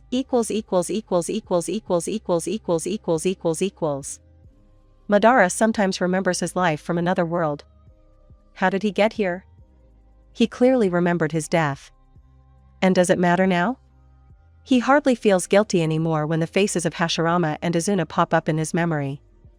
Yes, it's probably too late. Definitely too late. If it weren't for that curse of hatred and the enmity of the clans, how would their fates have turned out? Their friendship? You're getting sentimental, Madara. Longway snorted. The past is the past. It's more important to focus on the present now, so as not to ruin an already shaky future. And who else of us has changed? You've become kinder. That's good. And the place where you live has become less gloomy. Tsunayoshi gets up early. Reborn is still asleep. Usually at this time Sawada is already jogging, but today he can rest for all the years. The way to the kitchen was uneventful. Green tea and a couple of home-cooked dishes from Nana had an invigorating effect. Cloud. We should already learn to feel the connection with the guardians. What are you thinking about, weird Suna? Reborn sits down on the opposite chair and waits for the coffee to brew. In general, watching a child drink coffee was strange. However, Suna was already used to it, but he doesn't drink this slop with his tutor. Sawada couldn't stand coffee. Connection with the guardians. The tutor's mug of drink trembled. How can I feel it? You don't know? Reborn stared in surprise from under his hat. I thought you were already aware, since you were feeding our thread. The killer sees the silent question in the eyes opposite and answers more fully. In that case, you unconsciously, and maybe even instinctively, maintained the sun-sky connection. The thing is, until I recognized you as my sky, I didn't maintain the connection, but you did it one-sidedly. And when I finally recognized you yesterday, the connection was established normally. I'm feeding it. I still don't understand anything. Tsunayoshi put his food down and prepared to listen. Reborn took a sip of coffee and continued. The connection with the false guardians is different from ours. First of all, you can track my location, he muttered discontentedly. And I, in turn, feel when you are in danger. True guardians will never betray their sky, just as the sky cannot abandon its guardians. This is the highest degree of trust. I would call it a double-edged sword, because in the event of the death of the sky, other guardians most often break down and lose the will to live. Burnout. Not everyone dares to establish a connection. He fell silent for a moment. False guardians cannot feel all this and, moreover, burn out. Such a connection is safer. Well, true ones are rare, but there is still a chance to find all the guardians. Primo Vongala had all the true guardians, including the mist. Perhaps this is what stopped Damon from killing Giotto. I see. It was not for nothing that Suna finished reading the Vongala story. It came in handy. In that case, thank you. Sawada sees the surprise on the tutor's face and smiles. My guardian of the sun. The killer hides his gaze behind his hat, but this does not hide his satisfied smile. He just wanted to leave the house when... And how should this be understood? Sees an unexpected guest. 10th. I've been here since yesterday. Gakudera is all glowing like a polished teapot, and Suna is trying to understand what's going on in this life. May I walk you to school? It sounded questioning. Okay. Just don't fuss. Well, I can't chase him away, right? Kami, that dog-like devotion in his eyes is alarming. And he's not overdoing it. Yes, Decimo. Oh, Italian. Reborn promised to start lessons on it. So, in complete silence, they reached the school gates. Fanged. Hibari, Sawada's personal misfortune. now you won't get away with it. He takes out a tonfa. Don't you dare talk to Judame like that, idiot. Dynamite at the ready. When did you manage to do it? Gakudara, right? Don't interfere. Go to school, I'll join you later. Sawada remains cold. It's high time to deal with this gray-eyed guy. But, 10th, Hayato looks into the brown-haired man's eyes and sees determination mixed with irritation. Okay. You're Mutt? A herbivore. Kyoya watches the newcomer leave with disinterest. Tsunayoshi makes the first lunge. Hibari's tonfa is aimed at the torso and chest. Sawada softens the blows and quickly closes the distance. Hibari was getting stronger every time. He had never fallen for the same move 3 times. However, Uchiha was not standing still either. He was still far from his previous taijutsu skills, but the moves he could handle with his teenage body were enough for his opponents. They fought on equal terms, but at some point Hibari began to lose ground, and Uchiha took advantage of this moment to put an end to their fight. I won again. You are a good opponent, each time it becomes more difficult for me to defeat you. This heats up the interest. Sawada approached the quiet Kyuya, who was already shaking non-existent dust from his pants. Hibari didn't expect to be praised, so he was silent in surprise. The Fanged One stood out among the herbivores, and he was the right opponent. It was the first time Hibari had met an opponent who could defeat him 3 times in a row. There was a strange desire for the brown-haired man to continue to defeat him, but the brunette suppressed such strange thoughts and walked away proudly.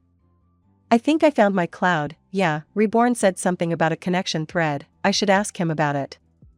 A very thin, barely discernible thread stretched from one young man to another, but only one of them saw it. The brunette did not even suspect that his fate had been predetermined just a couple of seconds earlier. Comment to Cloud. Friends? Sorry it's so short. The next chapters are planned to be bigger in volume and have more descriptions, smiley face. A view from the outside.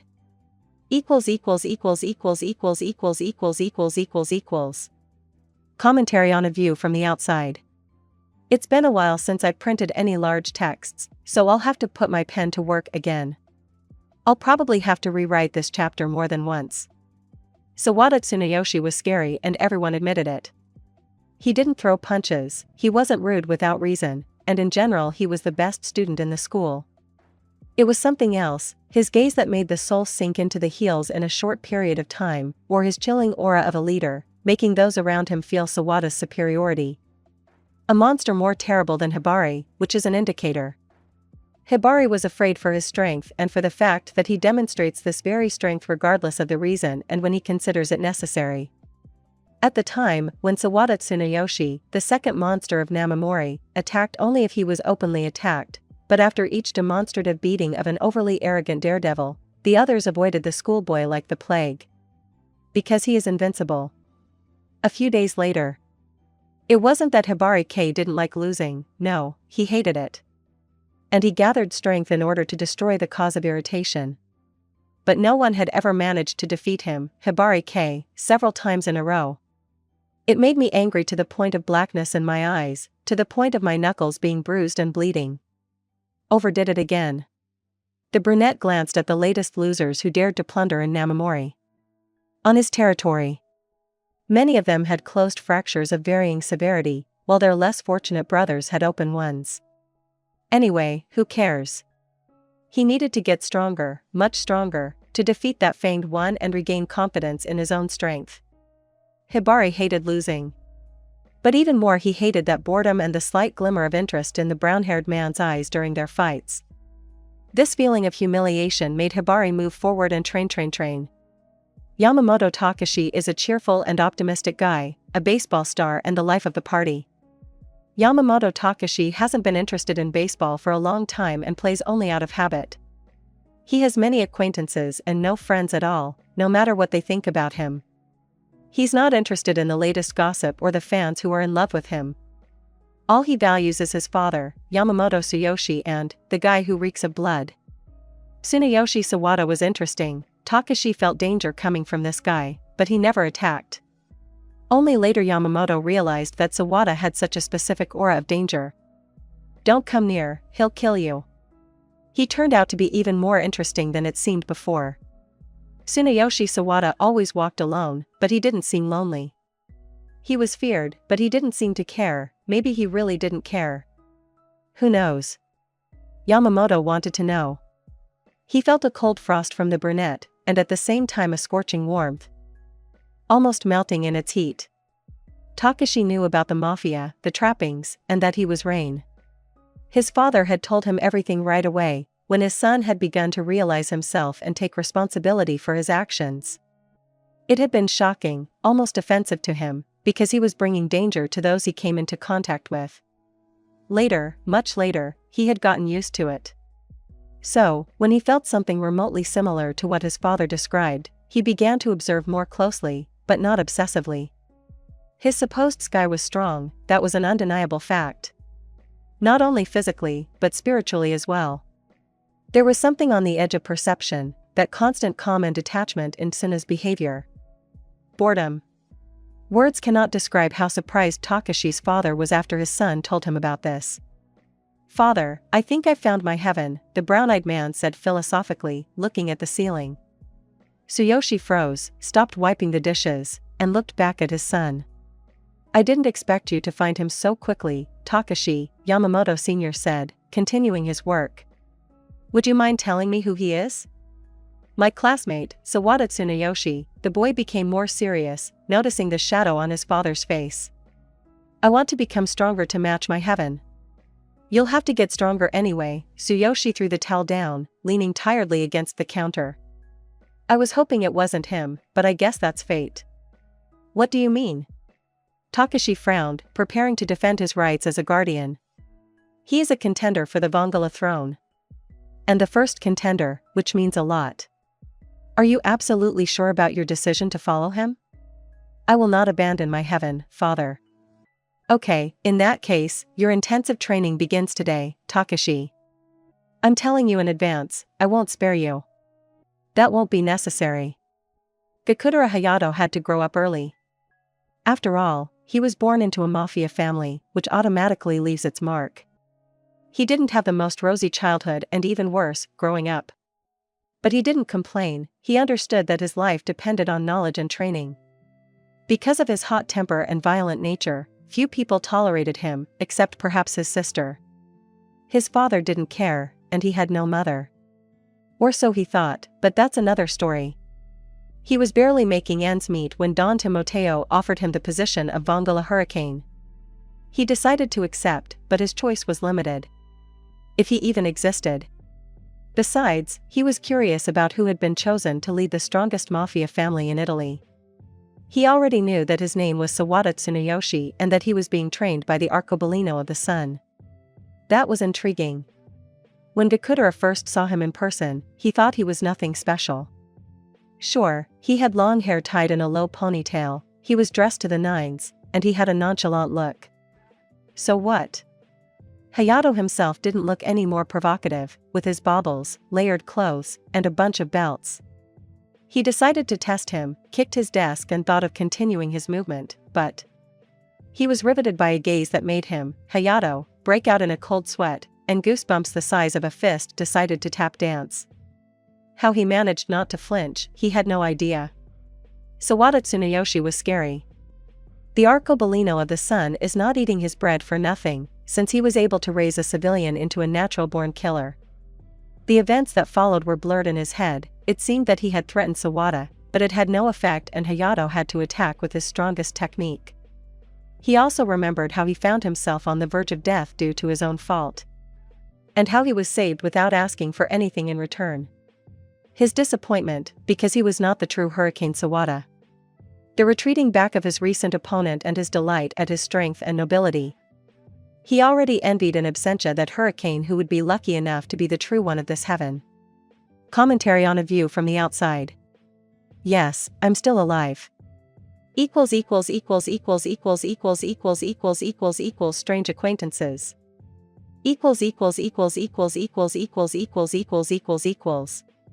Commentary on strange acquaintances. Enjoy reading. Tsunayoshi looked suspiciously at the hissing and foul-smelling something that looked nothing like soda, but for some unknown reason was. The day started off as a mundane one. Sawada, as usual after an exhausting workout, went to take a shower, so that later he could leisurely go down to the kitchen, where Reborn was waiting for him. But as soon as he went down, all his instincts howled like a wounded beluga. He ducked and rolled to the side. Just in time. The place where he had recently stood melted quite quickly. What's going on? Tsunayoshi glanced at the uninvited guest. A girl, apparently 19 years old, perhaps older, with delicate features, long pink hair, a fit and trained figure. Judging by her characteristic movements and well-developed muscles, she is a fighter of medium and close range. He didn't like uninvited guests. The girl's gaze fell on a teenager, a few centimeters shorter than her, but she couldn't bring herself to call him a trifle. That proud posture, the razor-sharp gaze of a killer.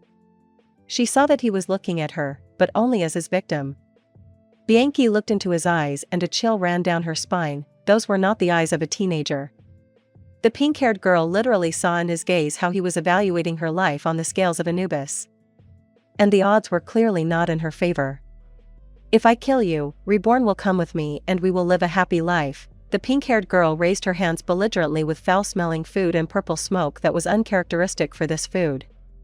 Sawada silently rushed at the girl, letting her, specific weapon pass over him.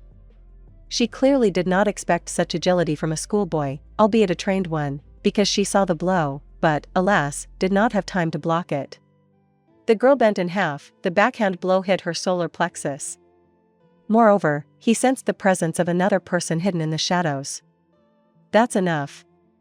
Reborn, who had been calmly sipping his morning coffee, blocked a counterattack from the pink-haired girl who had come to her senses.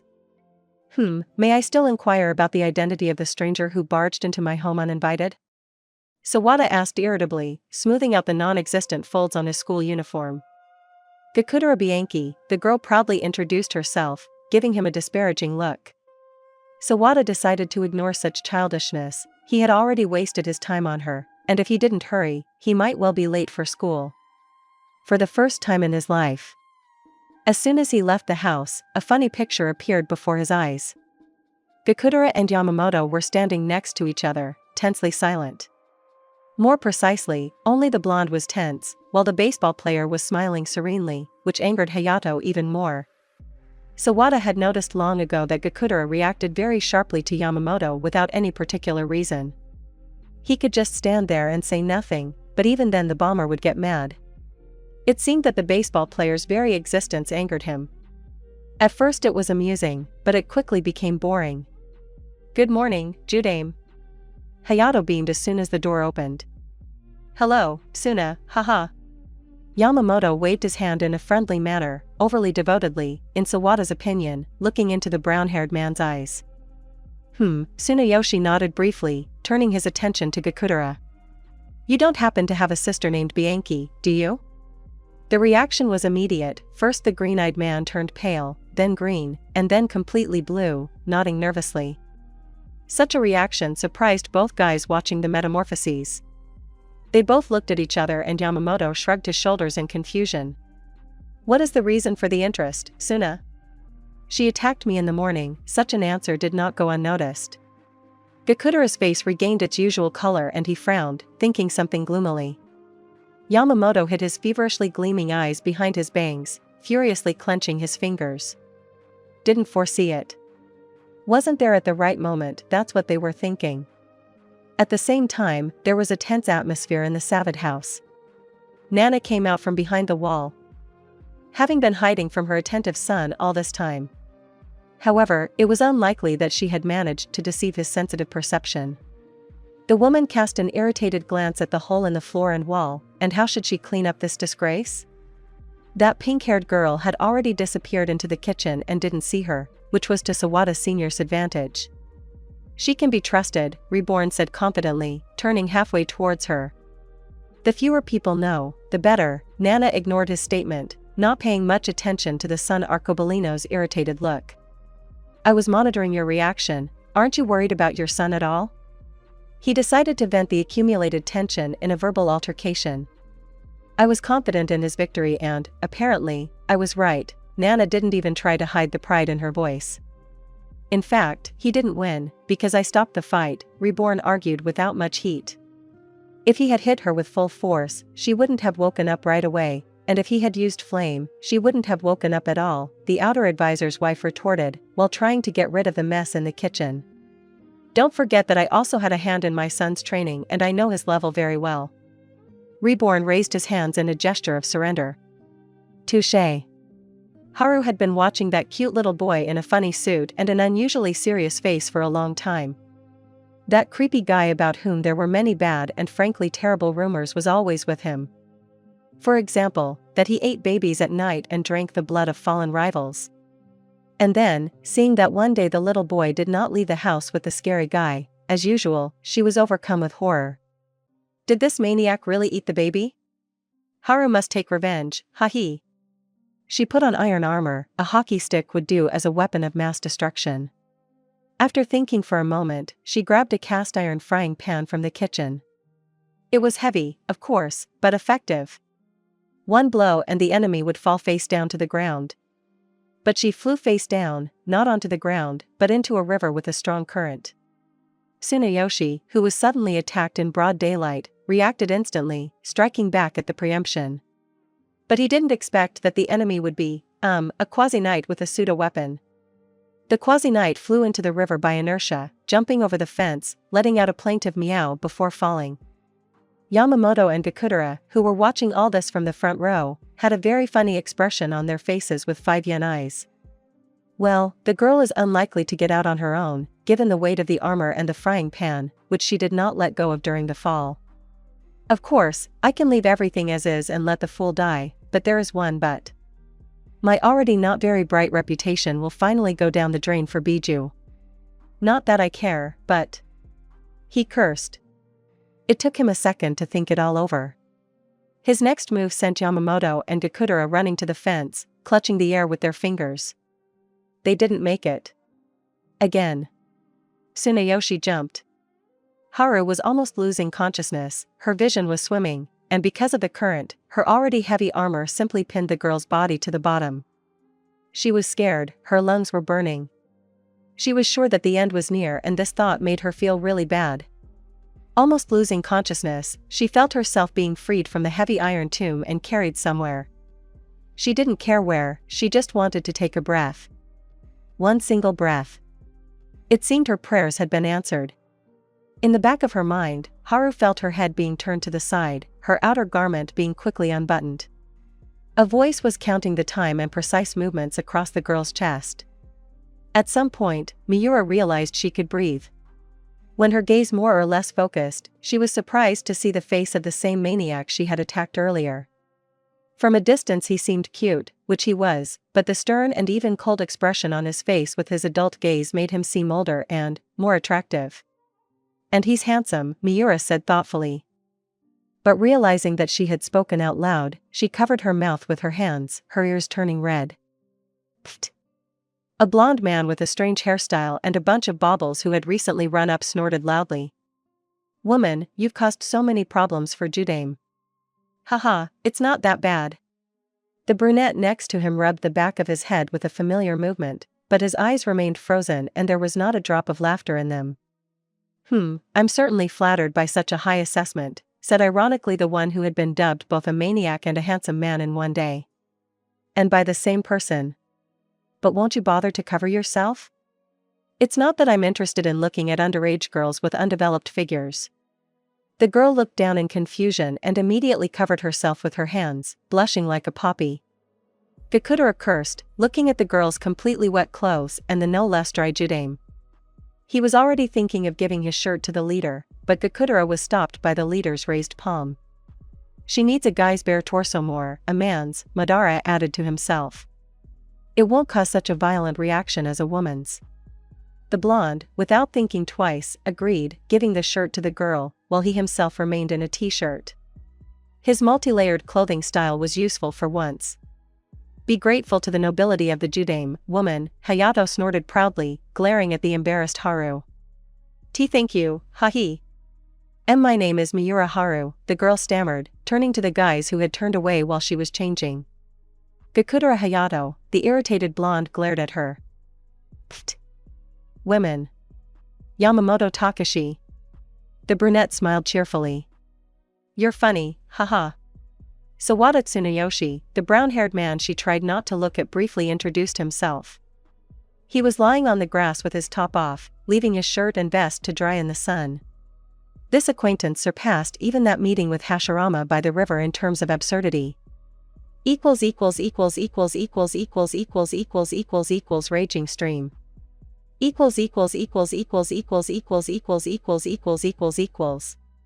Commentary on Raging Stream. I know it's pretty chaotic, but I'll try to polish it up a bit later. I didn't want to keep it going any longer. A familiar sunny morning visited the residents of Namamori. The timid singing of birds grew into a full-fledged choir of feathered inhabitants. People woke up, someone was in a hurry to work, someone was late for school, someone was carefree snoring into the pillow, not caring about their duties. Tsunayoshi was none of them. Enough time had passed and Sawada decided that he had read and learned enough about anatomy and the capabilities of his body to resume his attempts to master the cloud's flame. Books on biology and biochemistry filled the table, reference books on anatomy piled up on the nightstand. The guy himself leaned tiredly against it, sitting on the floor in the lotus position. Barely visible shadows under his eyes indicated lack of sleep. The unfocused gaze of his brown eyes wandered aimlessly around the room, stopping at the wall clock. 5:45. Oh, the teenager closed his eyes, but immediately opened them, slowly rising from the cold floor. It's time to get ready for training. Uchiha looked around for a light jacket. It was still chilly outside despite the warm climate. Having found the desired item, the brown-haired man put on his sneakers and walked out into the street with a silent step. Fresh air and a cool wind managed to invigorate the tired guy. The first dozen laps were given without much effort. Sawada ran more by inertia. His thoughts were connected with the upcoming training to reveal his second attribute. Remembering his failure in independently changing the body, he came to a disappointing conclusion: he will have to practice under supervision. Nana knows little about the cloud attribute, except for its basic functions, increasing and compacting. Reborn is a good candidate. At least the killer knows much more about the cloud tribe than Nana, which he managed to personally verify during Yamamoto's training. Since he knows about the training methods of other flammers, it follows that he is informed about the violet flame. No, Sawada wasn't afraid of information leakage. Firstly, the tutor was his true son, and even if he wanted to, which, by the way, he couldn't betray his sky or report on it. Secondly, his intuition was silent about him, and he had gotten used to trusting it over so many years. Sawada. Extremely join my boxing club. The white-haired athlete began his chorus, only seeing the brown-haired man making the NTH circle. Sawada winced in annoyance. This was already starting to get on his nerves. At first it was even a little funny, but soon it became boring and irritating. No means no. Tsunayoshi sped up, leaving the confused Ryohei to swallow dust. While the boy was still unconscious, Suna ran into the house, taking off his shoes and heading towards the bathroom. But he ran into one problem. What are you doing here? He looked with undisguised irritation at the crazy poisoner he had encountered recently. The hole in the wall was a colorful reminder of her culinary talents. The pink-haired girl left his question unanswered, looking at him with disdain.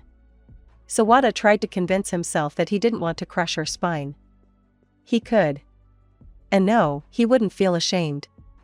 So. Breathe in, breathe out. Calm down, she's just a cheeky girl, there are plenty of them in my school. Unfortunately, it didn't help much.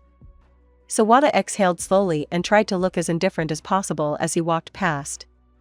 All the mood for the interrogation evaporated, leaving only a burning rage. Something is happening to me. I need to urgently resume meditation, otherwise my self-control will completely collapse, which is not desirable to allow. Very undesirable. For those around me.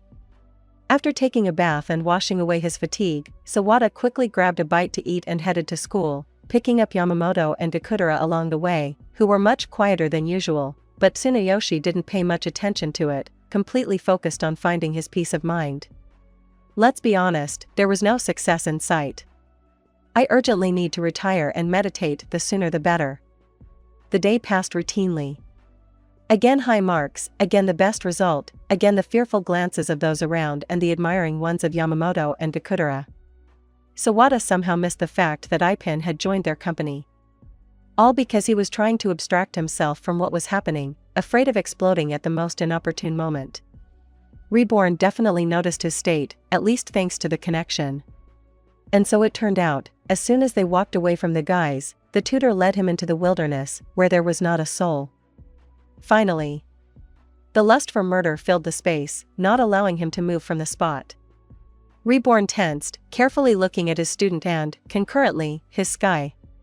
If he had not felt through the connection that the sky's rage was not directed at him, he would certainly have become nervous. Suna, what could have made you so angry? The guardian of the sun began carefully.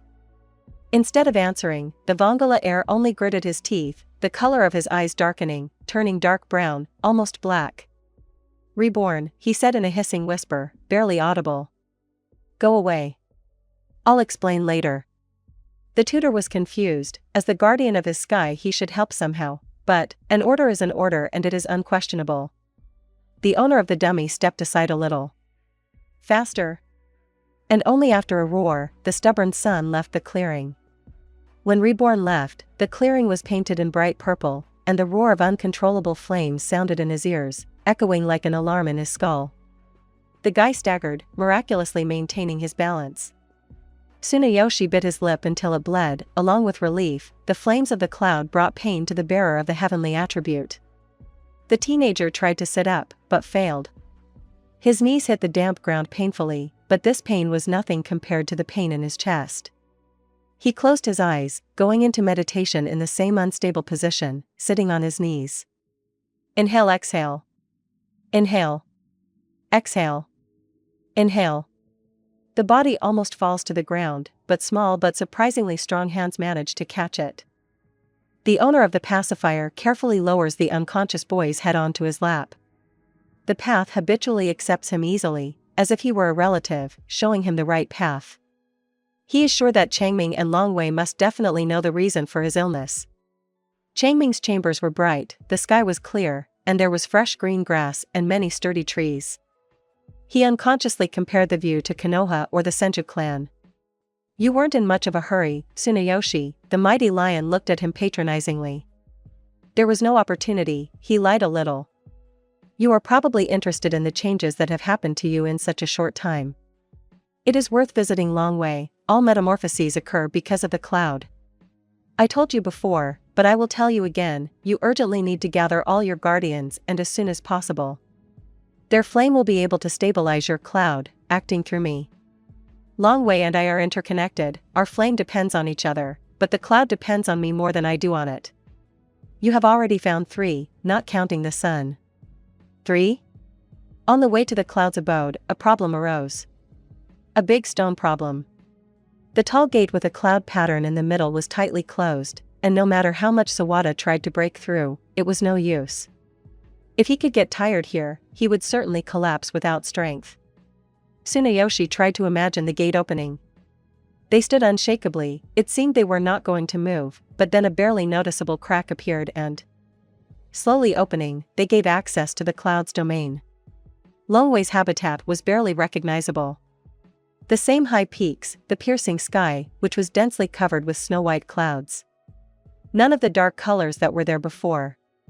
Longwei, the great dragon, lay on the rocks, hidden in the shadow of his cave, his breath ragged, his tail lashing from side to side, the blows shaking the entire mountain. Longwei.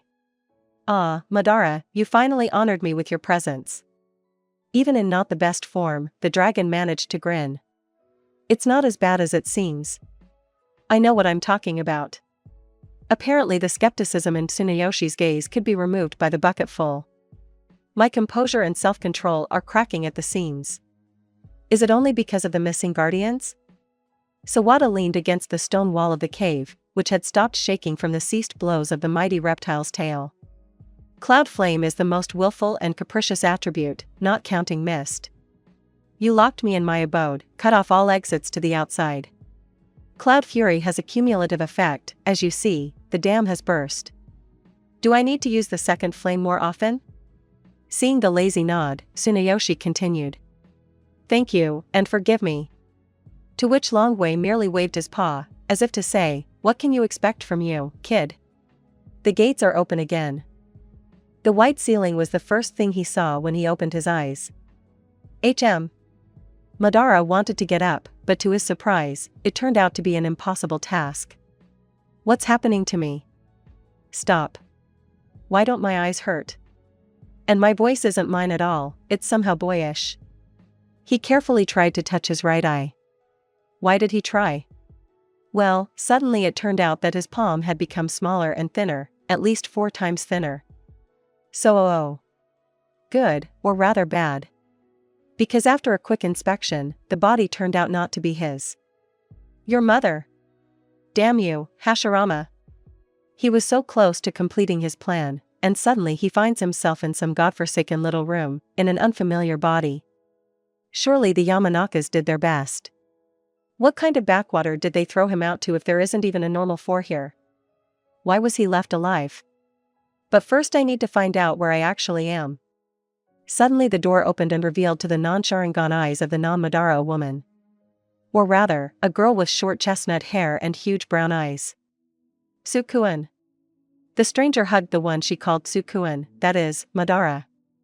And he, apparently, was still in a state of shock, because he did not push her away. I was so worried. Yamitsu does not answer the phone, and they did not let me in until the end of the operation. How are you feeling? Everything is okay? Does anything hurt? Woman, calm down. Your son needs rest. The doctor looked tiredly at the above-mentioned. Why yes, of course. She turned her gaze to Madara, and he flinched. Only Izuna looked at him with such trepidation and worry. As if any careless touch would make him fall apart. And, it would seem, it should hurt his pride, but, even his own mother never looked at him the way only loving parents can. Tears started to flow down his face, he couldn't control them. Unforgivable, Uchiha should control everything, especially himself. Strange, he couldn't control his body and emotions. Tsukuin? Does something hurt after all? This time the woman, who, according to the doctor, was the mother of Madara's current body, did not babble and the words could be discerned. No, it doesn't hurt, can I see a mirror? Why? The woman looked at her son and, meeting his cold and determined gaze, agreed in surprise. Okay. Madara glanced into the hand mirror and barely restrained himself from crying out in shock. A small boy, a copy of his mother, looked at him intimidated in the reflection. He was probably 3 or 4 years old. But what struck him most was his thinness, sunken cheeks, and a whitish, almost invisible scar crossing his forehead. What happened to me? The question was asked more to herself, but the woman hastened to answer. I'm sorry, I wasn't watching you well, forgive me. I got distracted and you jumped out onto the road. A bike at high speed. You flew off and lost consciousness. Please forgive me. A week has passed. When they had just left the hospital, the no longer Uchiha froze in shock.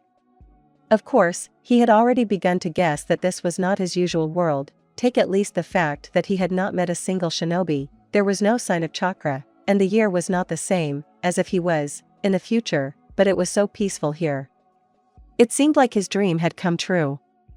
No more wars and deaths, only peace and tranquility. At first, he couldn't get used to the loud sounds emitted by those strange things that his current mother called machines. He didn't meet a single person with a headband belonging to the village or even a clanmon. All this was very strange and, what the Bija must admit, frightening.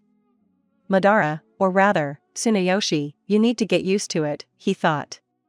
He didn't feel any sudden familial feelings for Nana, but he was just a little grateful to her. For the opportunity to feel like a child again.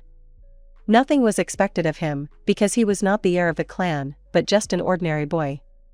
It was an interesting experience. The thing was that in the past he had not only never seen his mother, he had only heard about her once and then only out of the corner of his ear. But that was it. He had never seen his father here. And he already disliked him in absentia, because such disdain for his child, a former shinobi, was incomprehensible. In a world where every day could be the last, family was valued. Well, never mind. He'll show him what Uchiha revenge is. Childhood lost and regained. In the shinobi world, especially in wartime, there was no childhood as such. There were only trainings, missions, reports, rest, trainings, and so on again. Of course, there were times of calm, but that's what calm is for. Everyone was tense to the limit, honing their skills and preparing for the next attack. And it was even more surprising to regain the lost childhood. He couldn't get used to Nana coming to check on him at night when she thought Madara was asleep. His whole body would become tense as a string, ready to defend himself to the bitter end. He slept poorly, which made his mood and appearance worse. However, he was a shinobi, which meant that he knew how to adapt to circumstances, no matter how shocking they were. And he knew how to do it well, otherwise he wouldn't have survived time after time in spite of his enemies. Sawada Nana, his current mother and wet nurse, was an incredible woman, in the opinion of Mata Tsunayoshi. And it was not about her appearance, but about her unimaginable tenderness for her child, which shone through in every gesture of the woman. She was very attentive to him and his rare requests. And she was very happy when he asked her for local literature. Uchiha decided to first scout out the situation, learn the history of the current world. All this would certainly come in handy. It was also vital to learn the language. Fortunately, he ended up in Japan, which was already a big plus. True, the words were a little unusual, apparently his previous speech was outdated at this point. It probably looked rather strange from the outside. A little boy prefers books to games and cars. However, his mother was only happy, insisting that she was raising a genius, because Madara Tsuna grasped everything on the fly and studied books like a leper. What did it cost Uchiha not to grimace at this damn genius? In the past world, not a single such genius ended his life well. However, he tried not to stray too far from the image of a child. The last thing he needed was to be sent to a psychologist, the Yamanaka of this world. So he wore the image of a very smart and serious, but still a child. Sometimes he had to take toys and pretend to be active. One day, Nana took him to the playground. They had been there several times before, so Tsunayoshi climbed up on the bench and opened the reference book, but something went wrong. His mother gently took the book from his hands and said, "Come on, Sukuen, play with the kids." Oh, it was the most humiliating request he had ever heard in either of his lives. He was silent for a moment and slowly, reluctantly, moved towards the sandbox, grabbing the bucket and shovel that his mother had given him in good time. He wanted to spit at such foresight, but he held back. When some girl extended her hand to him and started chattering, Madara realized that he had misjudged the situation. It was not just humiliating, no, it was the height of humiliation. My imagination immediately drew a picture of Tobirama's face if he somehow found out about this situation. Madara spat. He, of course, didn't pay any attention to the girl. When she sniffled resentfully and wanted to yell at him, Uchiha demonstrated one of his signature "what are you buzzing about" looks. Of course, he had to turn in a certain way so that only the cause of his irritation could see this action. Needless to say, it wasn't difficult for a shinobi. And yes, she silently cried. But who cares? Tsunayoshi is 4 and he has started to visit the playground more often, performing a set of exercises for genin under the guise of exercise.